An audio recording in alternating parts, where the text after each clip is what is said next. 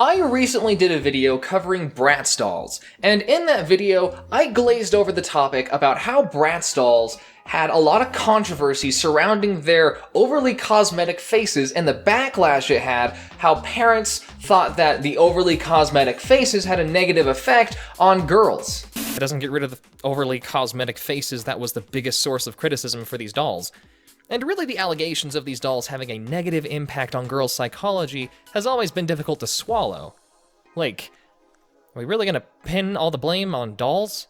And after that, I realized I actually have no idea if dolls have a positive or negative psychological effect on girls. So I decided I should make this video. If for no other reason than to educate myself, because a lot of the videos I make on this channel are about toys or cartoons, and knowing how that affects people and knowing how that affects a children's psychology would be really helpful for how I proceed with how I make these videos. Now keep in mind, I'm not a psychologist, I'm not a specialist in any of these fields. I just read several articles, spent a lot of my time. You shouldn't take anything I say as professional advice. I'm going to give my own opinions on certain things, my own interpretations about these studies, and you should remember to do your own research. You should read these studies yourselves and form your own interpretations. If you disagree with what I say, that's fine. So I did what any university student should do, and I went to Google Scholar.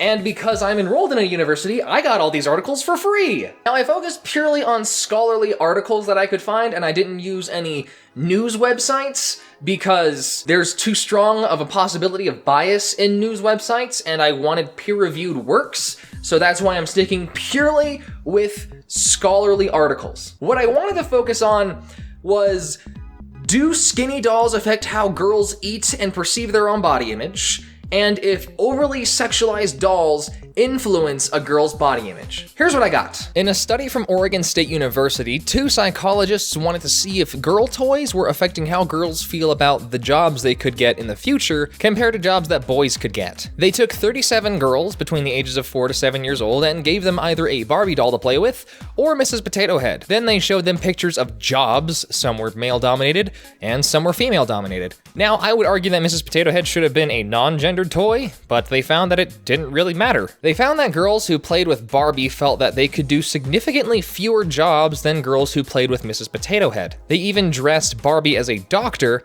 and the same thing happened. They do go on to state that they couldn't take into account the other extraneous factors that could be influencing the girls, like the girls could have just not been interested in the job and equated that to their ability to do the job.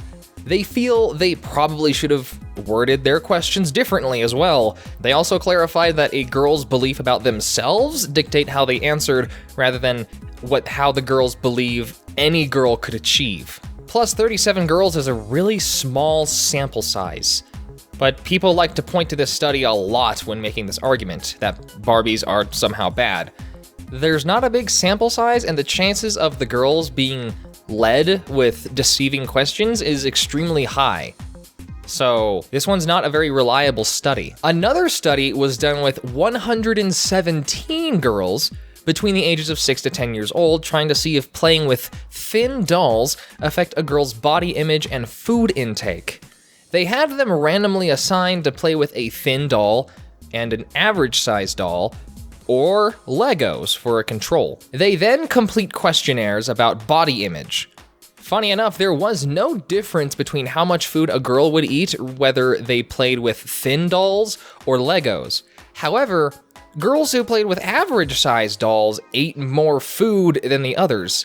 So it's clear that the dolls directly affected their food intake, but just not in the way that we all imagined it would. Now, a third study wanted to see how early gender stereotypes are present in children. They wanted to know if things like toys play a role in how children perceive these stereotypes. It talks about how, as early as age 5, children understand the male and female roles of society and how our society portrays them. They wanted to tackle what influences this development in children. They took children between the ages of 2 and 3, and for only 6 minutes, these children were given gendered toys, like dump trucks, race cars, and Barbie dolls and teenage dolls. They recorded the number of seconds the children were touching each toy. The reason they measure it this way is because they were basically trying to measure what toys the kids were the most interested in. They were also given 2 boxes, one with a man and another with a woman, and given pictures of multiple gendered items for the children to sort. According to this study, they found that children as young as 26 months understand, at least to some degree, the gender role stereotypes. Now, my problem is that this could also just be how children of this age can recognize patterns due to, humans having sexual dichotomy. But if anything, they do go on to say that around 3 years old, children start using items and wearing clothes that correlate with their gender. So that could play a role into why they're able to sort these gendered stereotypes so young, which only shows that, once again, it's actually the surrounding factors that reinforce our ideas about gender in toys. And so I have a hard time swallowing this study as well. In another study about whether media itself affects how girls view... Okay. Hang on, I'm doing this wrong. After reading way too many psychological articles about this topic, a lot of the methodologies about how they tested their hypotheses was, in my opinion, horribly flawed. There were some that I read that blatantly created the experiment in a manner that was bound to prove their hypothesis. I'm looking at you, University of Kansas. After doing all this research and peeling away the flaws that I think I found, here's my interpretation of things. Do dolls influence how a girl thinks? Yes, but only slightly. The real root of the problem isn't about the toys we play with, and it isn't even really about how the media portrays girls. Though both of those do influence to a certain degree, it's mostly about how the girl or boy, I should actually include both genders in this, even though I'm specifically targeting dolls, the most important factor is how the child is raised. The biggest factor is what kind of family life they've had. Sometimes if the family is really conservative, like no TV, no video games, and you can only play with girl toys if you're a girl and boy toys if you're a boy, then the person can grow up to be extremely conservative. But even at times, that's not entirely 100% effective, because the exact reverse can happen, where if they're raised extremely conservatively, then they can feel like they're oppressed, and then the child can eventually revolt and do everything that they've been raised to and taught not to do. These toy companies aren't making these toys with these gender stereotypes in mind. It's not like these toy designers are thinking, oh, girls like makeup, I should add makeup.